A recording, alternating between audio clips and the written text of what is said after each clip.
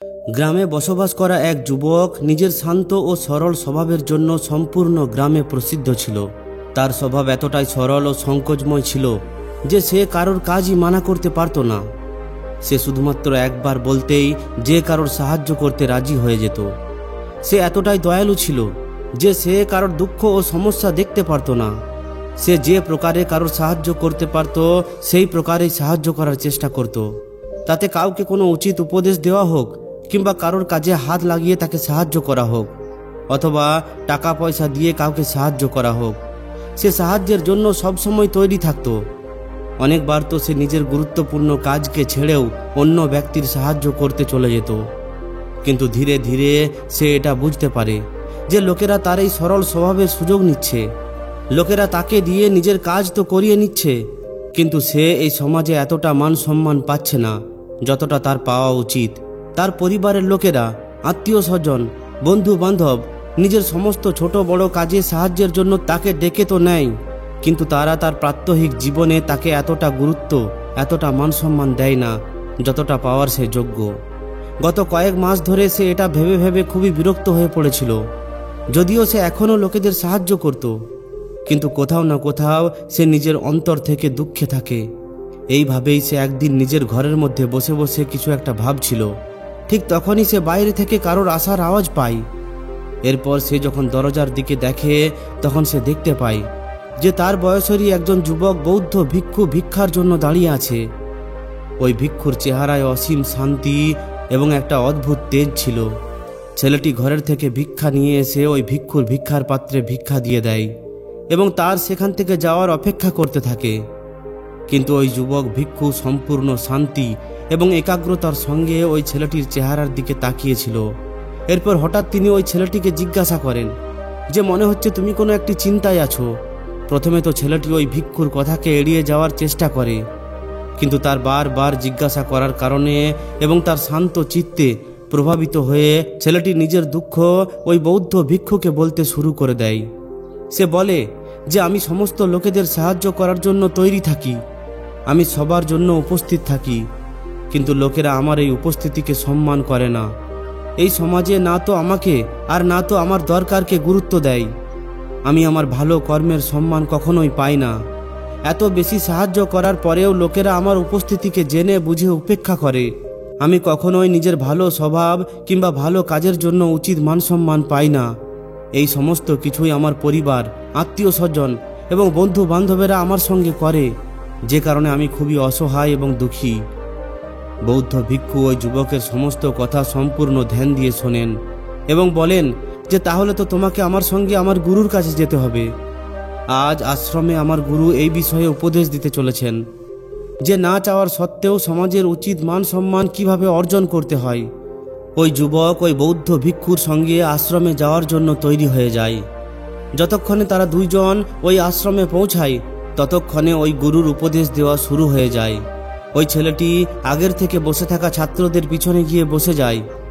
এর কিছুক্ষণের মধ্যেই গুরুও নিজের আসন গ্রহণ করেন। গুরু যোগ, ধ্যান এবং দর্শন শাস্ত্রের সঙ্গে সঙ্গে মানবীয় স্বভাব আর মনোবিজ্ঞানের বিশেষজ্ঞ ছিলেন। গুরু কিছুক্ষণ মৌন থাকার পর নিজের উপদেশ শুরু করেন। তিনি বলতে শুরু করেন যে তোমরা কি কখনো নিজেকে এমন অবস্থায় পেয়েছো যেখানে তোমার মনে হয়েছে যে তুমি অন্যের কাছে গুরুত্বহীন? তোমরা কি কখনো এমন সময়ের মুখোমুখি করেছো যখন তুমি অনেক ভালো কাজ করেছো এবং অনেক ভালো পরিকল্পনা করেছো, যার উপর ভিত্তি করে ওই সম্পূর্ণ কাজটি সম্পূর্ণ হয়েছে? অথবা তুমি কখনো সত্যি সত্যি কারোর ভালো কাজ করেছো কিন্তু তোমাকে তার মান সম্মান দেওয়া হয়নি? আমি জানি এই ধরনের পরিস্থিতির মুখোমুখি হওয়া খুবই কষ্টের।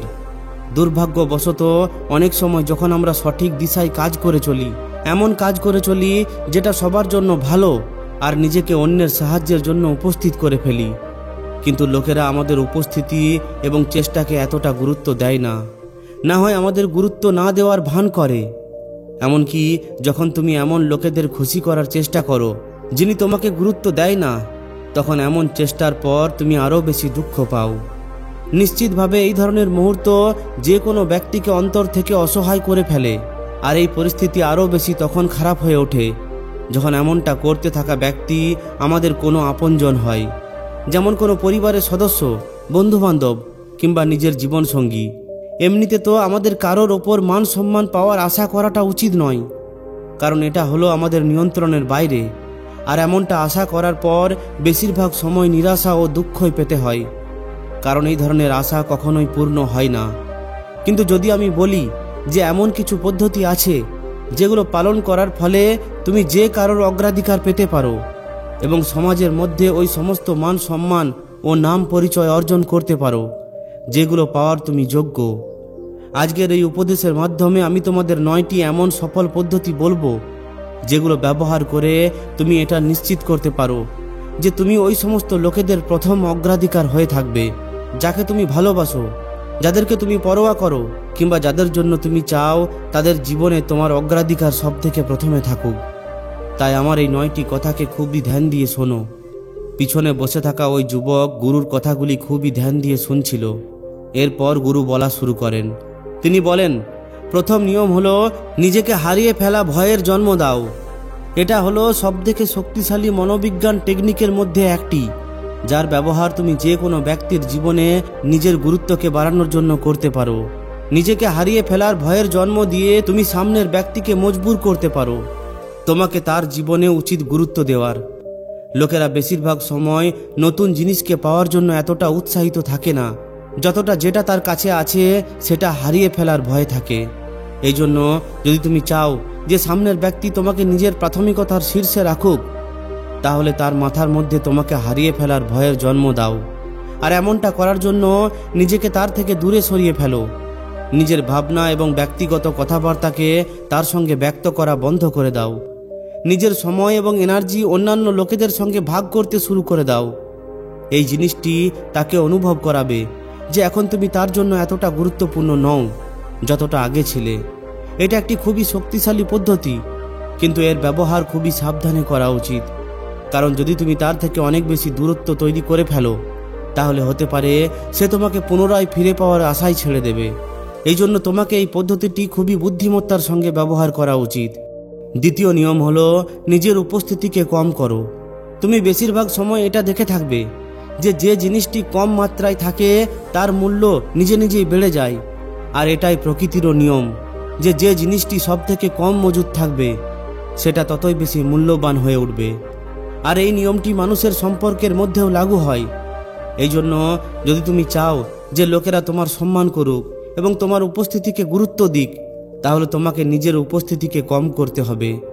কারণ তুমি যত বেশি উপস্থিত থাকবে তোমার উপস্থিতির গুরুত্ব ততই কম হতে থাকবে, আর লোকেরা তোমাকে খুবই হালকা হিসাবে নিতে শুরু করবে।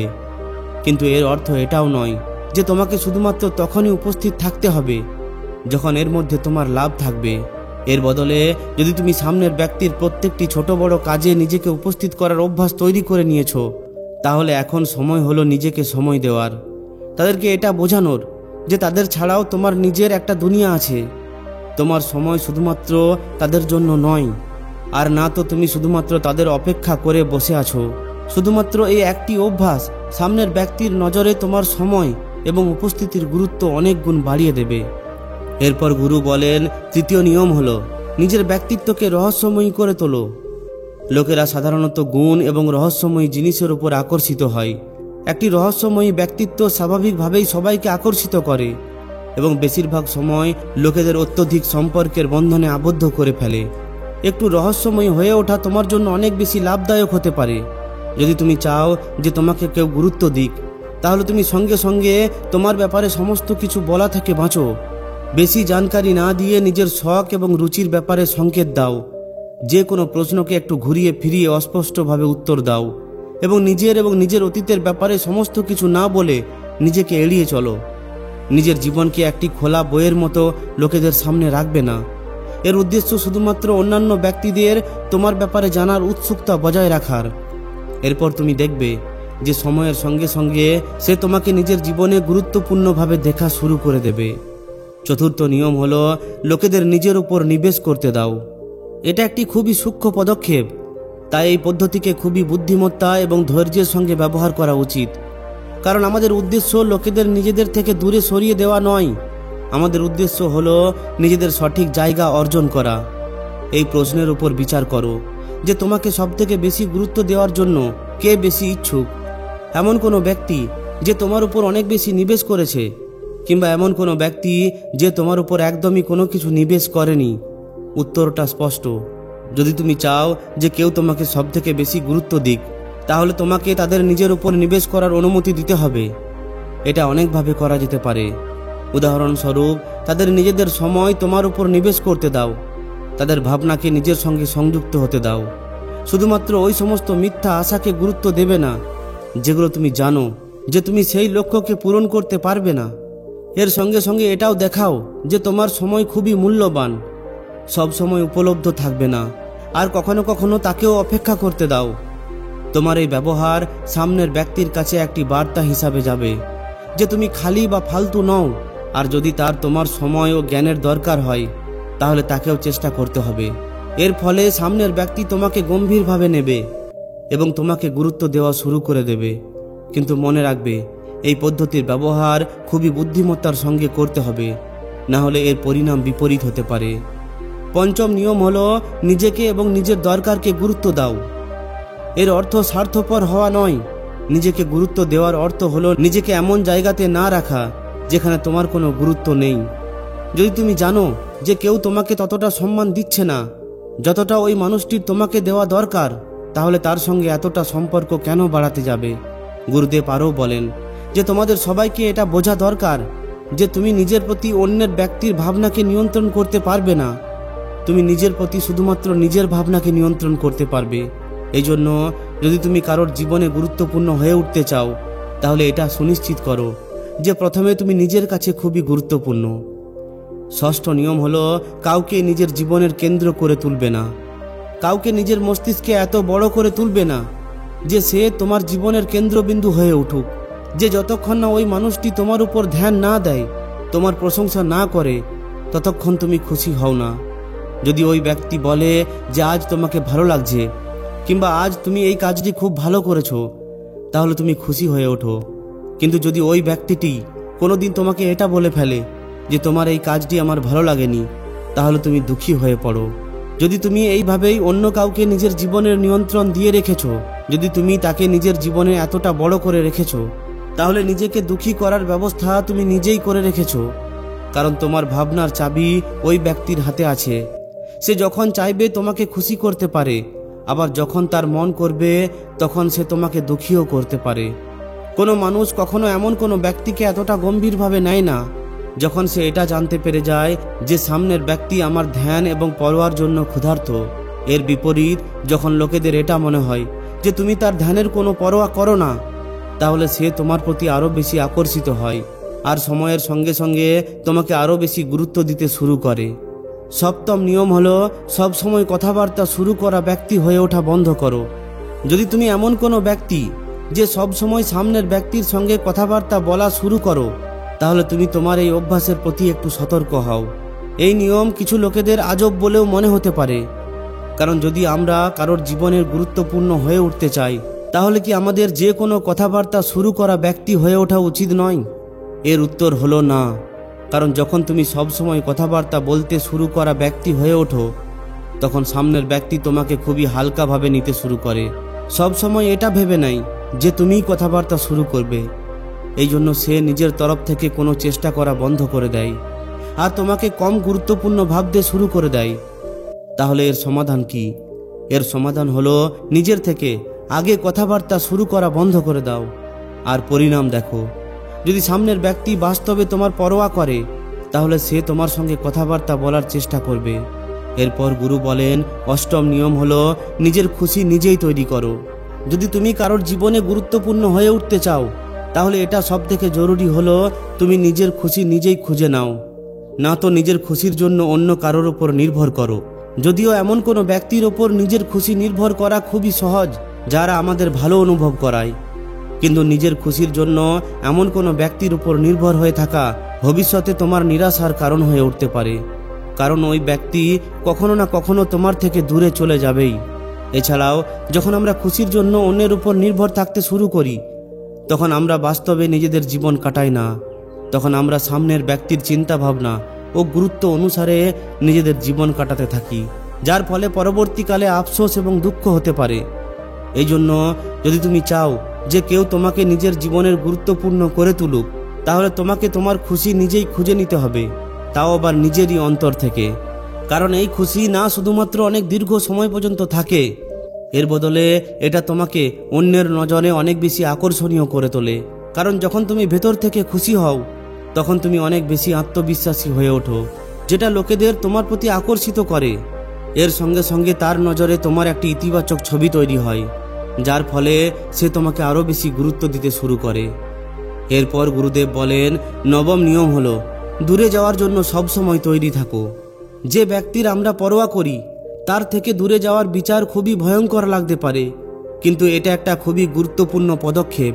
এটা দেখিয়ে যে তুমি দূরে যেতে ভয় পাও না, তুমি তাকে এটা একটা বার্তা হিসাবে দিচ্ছ যে তুমি নিজের যোগ্যতা থেকে কখনোই কম কিছু স্বীকার করবে না। সঠিক ব্যক্তি স্বাভাবিকভাবেই তোমাকে গুরুত্ব দেবে আর তোমাকে নিজের জীবনে ধরে রাখার চেষ্টা করবে। সবসময় এটা মনে রাখবে যে তোমার দায়িত্ব শুধুমাত্র সঠিক কাজ করার, আর এটাই তোমার নিয়ন্ত্রণে আছে। এই জন্য তোমাকে শুধুমাত্র এই ব্যাপারটির ওপর সচেতন হতে হবে যে তোমার কর্ম নিজের এবং অন্যের নজরে যেন সঠিক হয়, আর ওই কর্ম করে তোমার যেন ভালো অনুভব হয়। এটা আশা করবে না যে তোমাকে সব সময় তোমার ভালো কর্মের পুরস্কার দেওয়া হবে, এমনটা প্রত্যেকবার হয় না। এই 9টি নিয়মকে পালন করো এবং সময় দাও, তারপর দেখবে লোকেরা স্বাভাবিকভাবেই তোমাকে ওই নজরে দেখতে শুরু করে দেবে যেটার তুমি যোগ্য।